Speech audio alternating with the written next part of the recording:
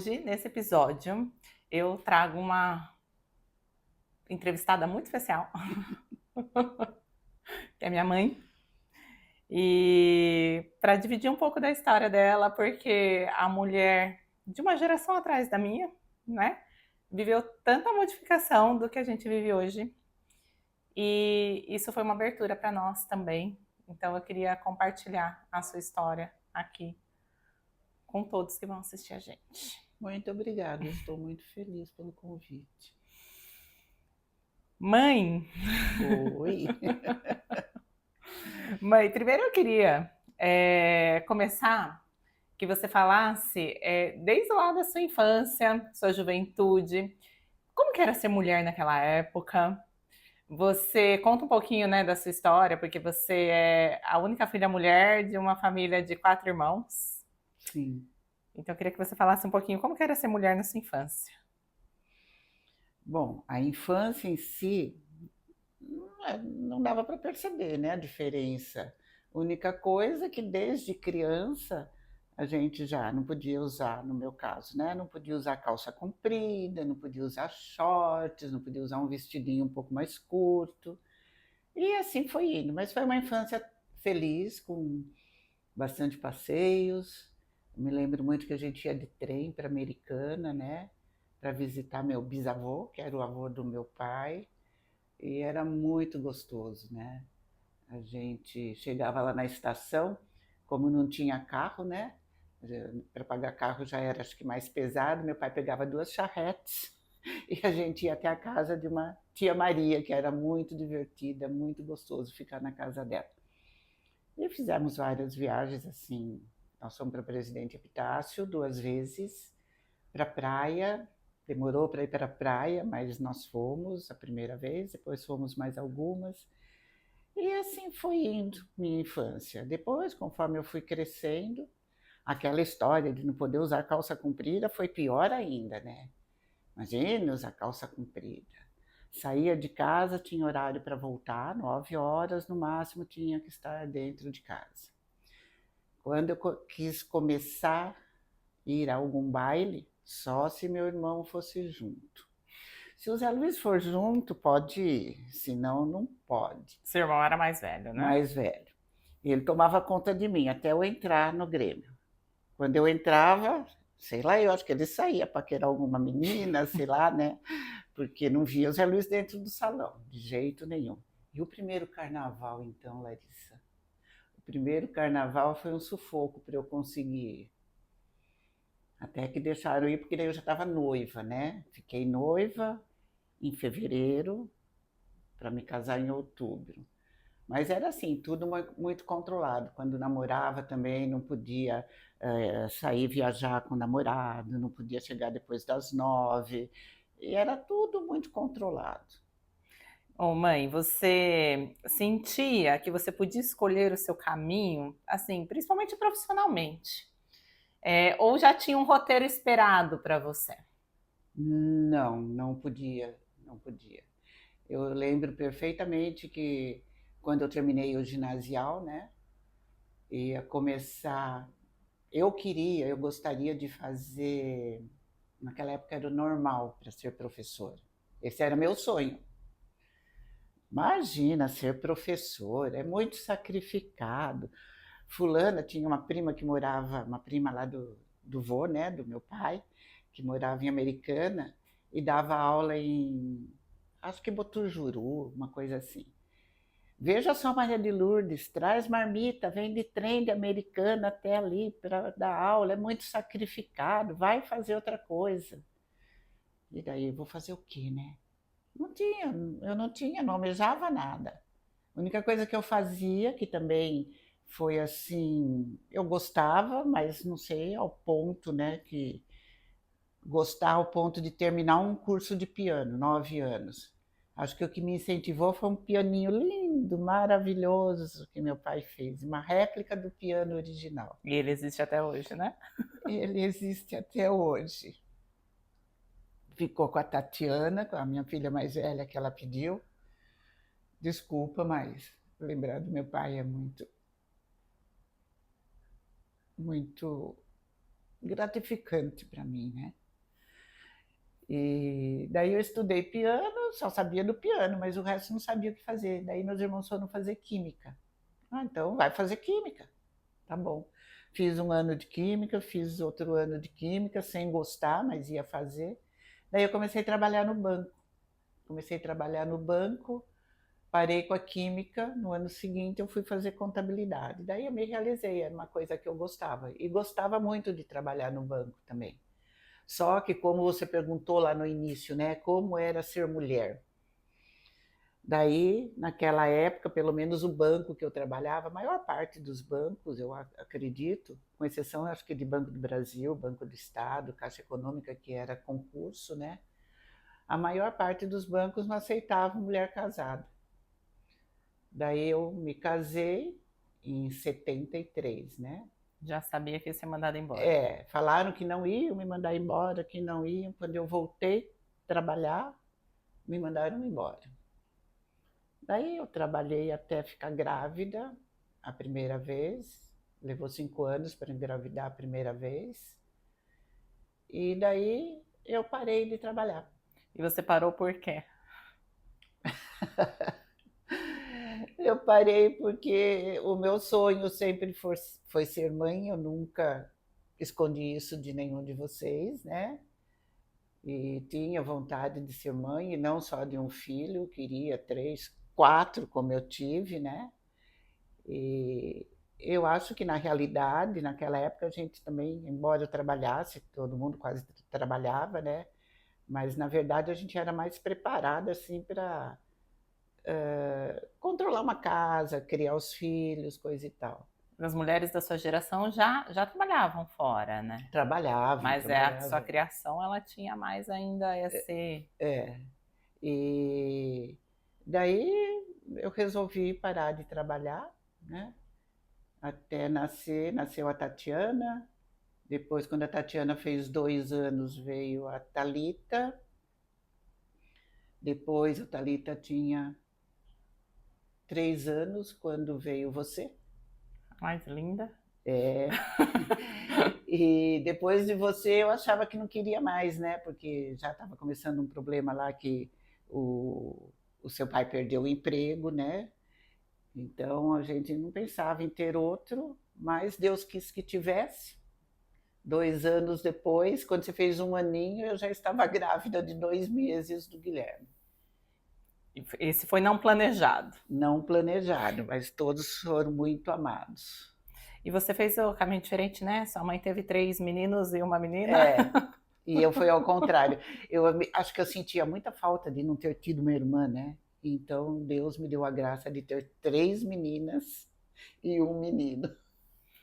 Ô mãe, e dentro da sua maternidade, você teve uma filha com deficiência. Sim. E como foi para você viver todo esse processo, né? Porque a deficiência da Thalita, ela é uma deficiência escondida, Sim. não vista pelas pessoas, né? É uma deficiência A mais de oculta que se caráter, fala, né? de caráter mental, né? Uhum. Como foi para você naquela época? Porque hoje já é bem diferente, né? Assim, o tratamento, tudo mais. Como foi para você viver tudo isso, sem comparar com hoje, mas na época, como foi? Como você se sentia? Bom, na realidade, nós começamos a sentir diferença nela depois que você nasceu, né? Porque daí eu não sei se bateu os ciúmes também, né?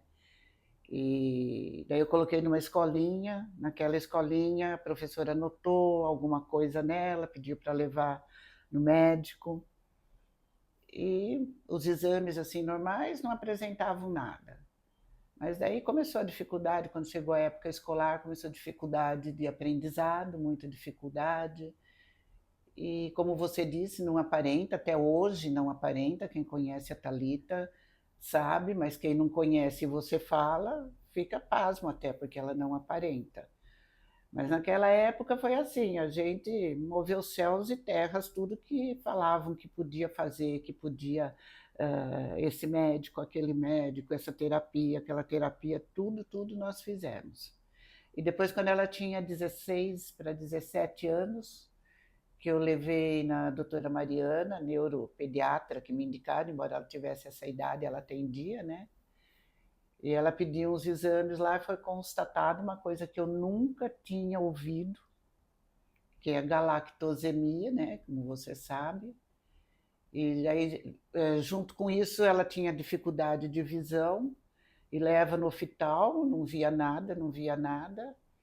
Mandou num, como que chama? Neurooftalmo, nós levamos também, no Penido. Foi lá que descobriu, na verdade, eu falei, a doutora Mariana pediu o exame, mas ela disse que tinha galactosemia. Mas lá no Penido, pelo exame da vista, assim que a médica viu que ela tinha cataratas na vista, ela falou assim, nossa, essa menina tem catarata. Ela tem catarata galactosemia. Esqueci agora. Bom, é proveniente Mas da assim, mas galactosemia. é uma doença que ela traz bastante coisas, né? Físicas Uhum. e mentais também, Sim, né? Então, sim. físicas no sentido da Da visão, visão, coração, ela acaba coração, tendo vários problemas. problemas de ovário, e é uma série de coisas. Mas isso é. Naquela época não tinha assim um estudo mais Uhum. específico, né? E hoje a gente está descobrindo muita coisa, então fica aí um alerta. Se bem que hoje no exame do pezinho já é detectado, né, Larissa? Mas isso é uma jornada difícil, né? Isso que eu É, quero que você traga, né? sim, sim, é difícil. É difícil porque Independente ninguém. da deficiência, né? Independente do nome da deficiência, eu acho que ter um filho deficiente, isso eu acompanho Isso dói bastante. muito e existe aquele problema, né? Todo mundo acha que não tem nada, todo mundo acha que é malandragem. Os filhos ficam enciumados, né? E é uma realidade, né? Todos, porque você tem que direcionar a atenção mais para aquele que precisa mais de você. Então não é que você não dá atenção ou não ame os outros. O amor da mãe é sempre igual para todos. Mas aquele que mais precisa, você vai ficar mais em cima, você vai. Talvez, acho que eu concordo que até uma superproteção, né? E isso ela carrega sempre. Ela foi assim. O duro foi lidar com certas coisas que a gente via certas pessoas rejeitando, né? Inclusive na escola, uma vez, né, com o professor, eu tive que ir até na Secretaria da Educação, porque a professora rasgou uma redação dela, dizendo que ela não tinha capacidade para fazer aquilo, né? E isso machuca, e até hoje, quando a gente vê pessoas que rejeitam um pouco, se bem que hoje acho que as pessoas estão um pouquinho mais voltadas para essas crianças, adolescentes e qualquer pessoa que tem uma deficiência, Eu acho que uma hoje boa existem parte. grupos, né? Assim, o que eu É, vejo muito hoje como mãe é que as mães de crianças, né, atípicas, elas se unem, se unem. mas de uma maneira geral, elas se unem entre si e de uma maneira geral eu vejo que elas se excluem dos outros, porque Uhum. assim ainda não existe, né, essa integração entre os grupos. Eu vejo isso como muito difícil. Mas na sua época, o que eu acompanhei muito, então acompanhei a vida inteira, né? Então eu E deu vejo muita que força, você foi uma das que deu muita força a vida inteira, inclusive esses 2 últimos anos, né, onde se agravou muito a situação dela. Eu só tenho que agradecer a Deus, agradecer a você. E se não fosse por você, não sei o que eu teria feito. Mas assim, mãe, o que eu vejo é que assim, na sua época, você não tinha outras mães com filhos com o mesmo tipo de deficiência. Apesar que você chegou a levar a Thalita na pá e tudo mais, mas eram outras Sim, deficiências, eram deficiências claras. Então, a minha pergunta é: você se sentia sozinha em algum momento? sim, sim. E até hoje, às vezes eu falo que, apesar que você me dá muita força, seu pai também, mas eu falo, parece que eu estou sozinha. Porque acho que é justamente pela proteção que a gente acaba dando, que os outros não concordam, né? Então, tem horas que eu me sinto assim, e me sinto assim, tem horas que eu falo, meu Deus, que culpa que eu tenho, eu que sou culpada, né? Eu gerei uma criança com problema, mas tem coisa muito pior do que o problema dela. Ela, Sim. graças a Deus, anda, fala, né? Quando ela está bem, ela está alegre, ela briga também muito, paviozinho curto, né? Mas tem coisas muito piores. Ô mãe, e fora essa questão aí da Thalita no meio disso tudo, porque eu acho que esse foi um dos grandes desafios da sua vida no Uhum. casamento, na maternidade e tudo mais. Mas é fato que vocês passaram por várias perdas financeiras importantes, tendo que Sim. sustentar tudo isso. Então, falências, mudança, problemas de doença também junto. Enquanto eu era muito pequena, eu não tenho memória disso, mas meu corpo tem. Eu trabalho com isso, né? E eu sempre falo, né? O nosso corpo ele guarda memórias, então assim, eu sei de muitas coisas pelo que vocês contam, mas eu era muito pequena. Então vocês tiveram vários processos de perda, né? Eu acho que Uhum. de falências mesmo, assim, eu falo que eu junto com vocês lá, né? Quando vocês foram para Londrina, aí depois, quando eu tinha os meus 12 anos, que a firma que o pai trabalhava faliu, Faliu, foi uma época muito e até difícil. hoje ele não viu um centavo da cor daquele dinheiro. Então, eles tiveram vários momentos de altos e baixos, né? Porque o pai tinha um bom cargo na empresa, daí faliu. De momentos assim de chegar a passar necessidade, né? De verdade. A gente não, mas você eu sei que sim. Uhum. Então eu quero que você fale como foi viver tudo isso, né? Sustentando aí 4 filhos e tendo que lutar aí com uma deficiência que você nem sabia o que era, nem sabia Uhum. que era uma deficiência de fato, né? O que existia. Como você acabou de dizer, foram momentos assim que abalou, sim, muito, lógico, né? Mas eu sou muito grata, em primeiro lugar, a Deus pela família que eu tenho, principalmente meu pai e minha mãe, né? Seus avós, que ajudaram em tudo, né? Tudo que eles puderam fazer, eles fizeram. E o seu pai, que graças a Deus também a gente, nós estamos casados, esse ano vai fazer 52 anos, e todos esses momentos que nós passamos, um nunca desanimou o outro. Você é testemunha disso. E vocês, numa dessas épocas, vocês também ajudaram bastante. Os três, na realidade, até a Thalita, né? Vocês ajudaram, vocês estiveram presente. Então é o que eu falo, em primeiro lugar a Deus, aos meus pais, meus filhos, é uma família. A gente perdeu financeiramente, mas a gente não perdeu o amor um pelo outro. Então eu acho que você tendo um alicerce que nem a gente tem no casamento, com Deus, a gente consegue superar.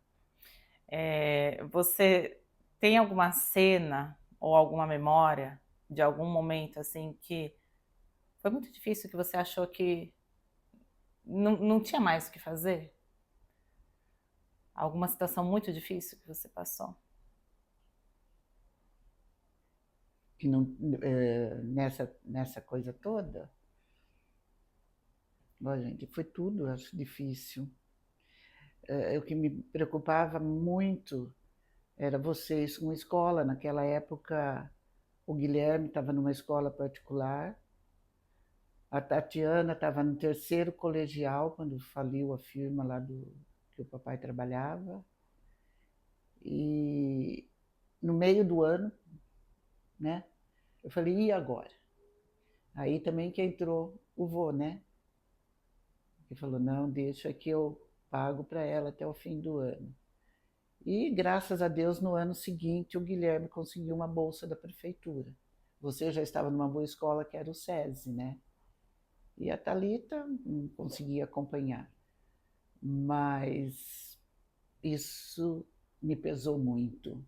E depois, quando vocês iam para a faculdade também, eu pensava, meu Deus do céu, eu não vou conseguir pagar uma faculdade. Que era meu sonho, né? Que vocês somente estudassem, não precisassem trabalhar. Mas vocês tiveram muita garra, trabalharam, estudaram e hoje são o que são. Eu tenho orgulho de todos vocês. Eu lembro quando eu me formei, que você me abraçou e falou assim, eu queria tanto que você pudesse ter estudado sem trabalhar. É, E você lembra que eu te disse? Que tudo que a gente passou formou quem eu sou. exatamente. Então, assim, eu sei que todas as dificuldades que vocês passaram sustentou tudo aquilo que eu sou. E uniu muito todos nós, né, Larissa? Graças a Deus. Quer dizer, a gente já era unido, né? Mas ninguém desanimou. E agora, para parar de chorar, eu quero... que eu também vou chorar. Eu quero falar um pouco sobre isso, a última mudança. Você tá com 75 anos. Com 74 anos. Eu fui louca. O que você aprontou, mãe? Que você mudou de cidade e... Agora faz um ano que você tá morando longe da gente. Nossa, tão longe. É longe, sim. São 3h30. O que te inspirou, né? Você, né? A gente mora aqui em Jundiaí e você foi morar na praia em São Sebastião. O que te inspirou para ir para lá? Como foi? É como eu falei, né? Acho que foi uma loucura que deu assim, de repente. Não sei, tem horas que eu ainda me questiono, será que eu fiz certo? Mas você sabe muito bem que o seu pai sempre quis morar na praia, né? E ele falava que quando ele aposentasse, ele queria ir para a praia. Daí ele aposentou, continuou trabalhando, acho que uns 2 anos, e aconteceu isso na firma, né? Daí não dava mesmo para ir para a praia, né? Não dava para simplesmente largar tudo e ir. Naquela época, vocês na escola, eu tinha dó de ir porque tinha o avô e a avó, que já dependiam de mim, e logo depois faleceu a avó, logo depois não, né? Depois faleceu a avó, daí quando a avó faleceu, a Tatiana apareceu grávida logo em seguida, que não engravidava, daí vieram os netos, daí a gente quer ajudar. Quer ajudar? Quer babar, né? É, babar. É, diz que a avó estraga, mas eu não acho que os avós não, né? estragam, não, imagina, só Eu falo que depois que vira avó fica com amnésia, né? Não lembra nada que proibia fica com a gente. amnésia. Uhum. Ah, mas você não pode reclamar, tudo que vocês falam que não, eu sempre Uhum. respeitei. Eu sempre respeitei. Mas eu acho que foi isso, sei lá, esperando curtir um pouco mais a vida. Então, daí você fica, né? Mas daí eu comecei a analisar, se eu não for agora, a gente não sabe quanto tempo resta de vida. E eu penso nisso, né? Às vezes eu falo, nossa, será que eu fui ingrata com meus filhos? Será que eu deveria ficar mais perto delas, né? Mas a gente está feliz lá, isso você pode ter certeza. Principalmente o seu pai, né? Nossa, ele curte muito. E para a Thalita também está sendo bom, porque lá tem muitas atividades que ela faz. Tem um grupo muito bacana que entende bem ela, né? Então a gente está indo, né? Está levando. Eu acho que a gente não volta para cá, não. Tanto que agora, né? Vim na quarta-feira, já devem estar cansados de mim, mas que nem você já faz disse, 10 dias que ela está aqui, então, que o pessoal não tem noção daqui a de quando pouco, a gente está gravando. Daqui a pouco a Larissa vai me mandar embora, né? Porque vai cansar, né? E agora eu falei que talvez eu vá na terça-feira. Não, termina tudo que tem que terminar aqui, depois vocês vão, não tenha pressa.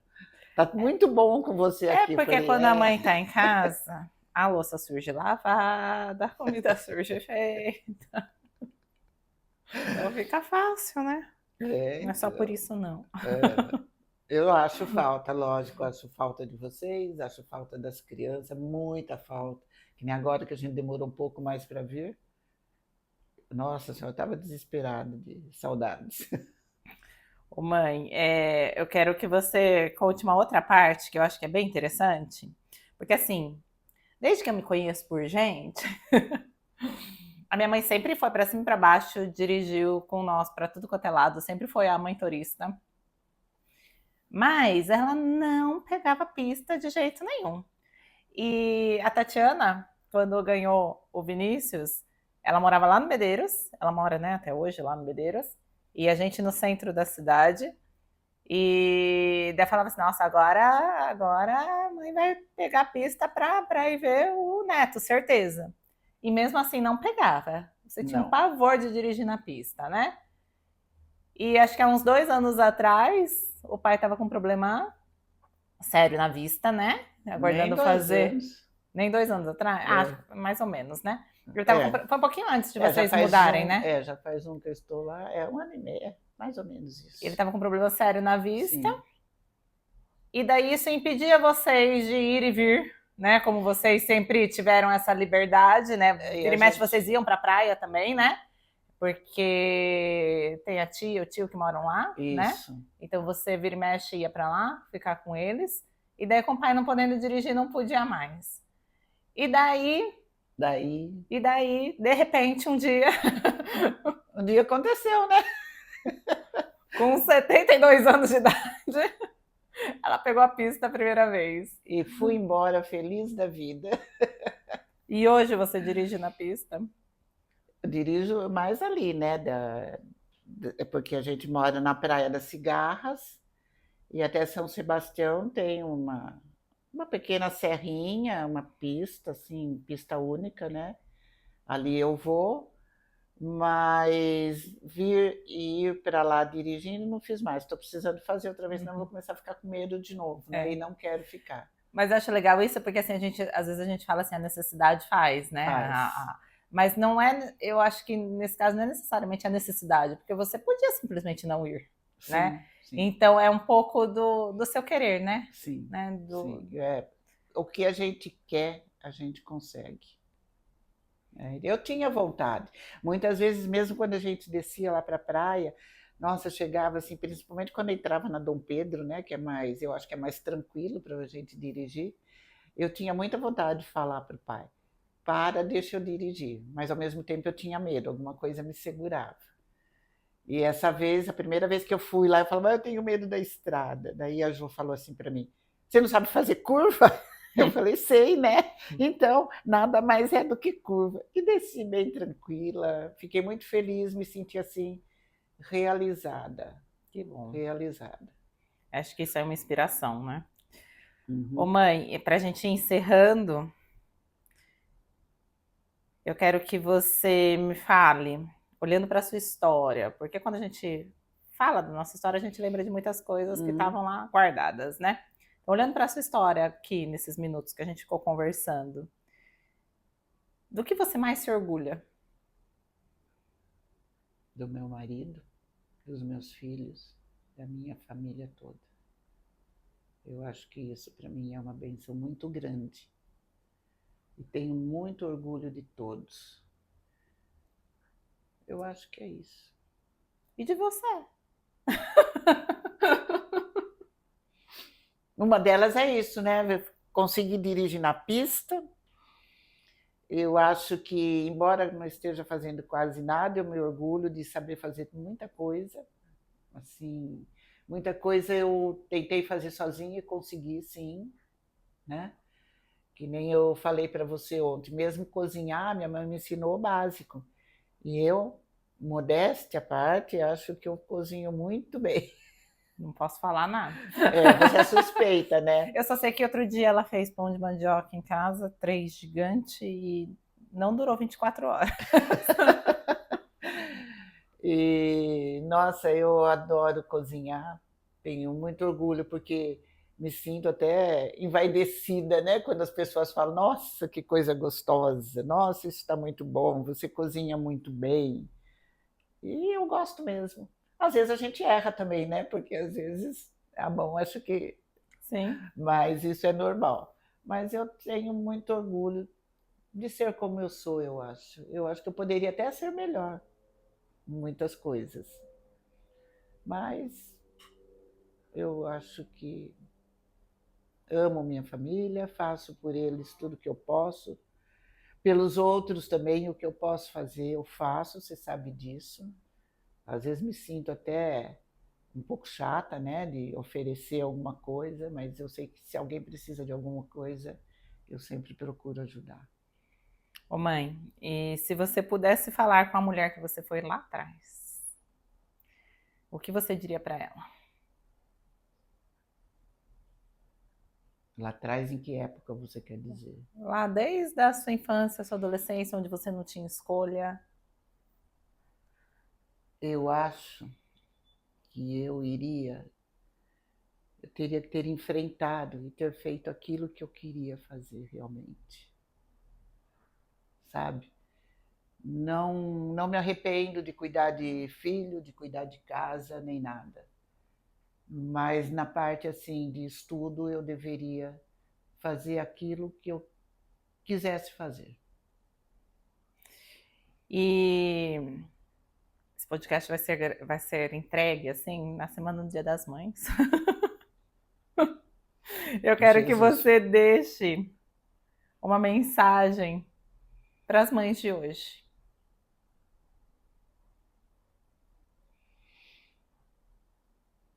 eu sei que as mães de hoje, vejo por vocês, que lutam muito, que trabalham muito para dar o melhor para os filhos, né?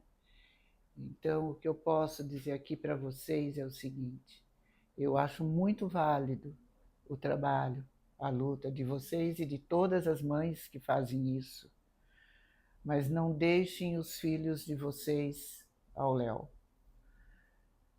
Fiquem o máximo de tempo que vocês tiverem, que não seja o trabalho, larguem casa, não fiquem aí preocupada com casa, com arrumação. Dê atenção para os seus filhos, seja em que idade for, porque o mundo está tão conturbado, tem tanta coisa ruim por aí. Então, quanto mais a gente estiver perto, quanto mais a gente for amiga dos filhos, principalmente agora, atualmente, com tanta coisa, né? Agora ainda tem a inteligência artificial, né? Então fica assim, eu acho que o amor é tudo. Então amem seus filhos o mais que vocês puderem. Mas não briguem muito com eles não, tá? Eu não brigo. Não, nem um pouquinho, viu, gente? Nem um pouquinho, nem um pouquinho. Ô, mãe, Mas você é uma mãezona. É uma mãezona, pode ter certeza. Vocês são. para a gente encerrar, então, obrigada por estar aqui hoje. Falo que Obrigada a hoje eu você. entrevistei não só uma mulher, mas a mulher que me formou. Obrigada. Obrigada. Te amo. E muito. Obrigada.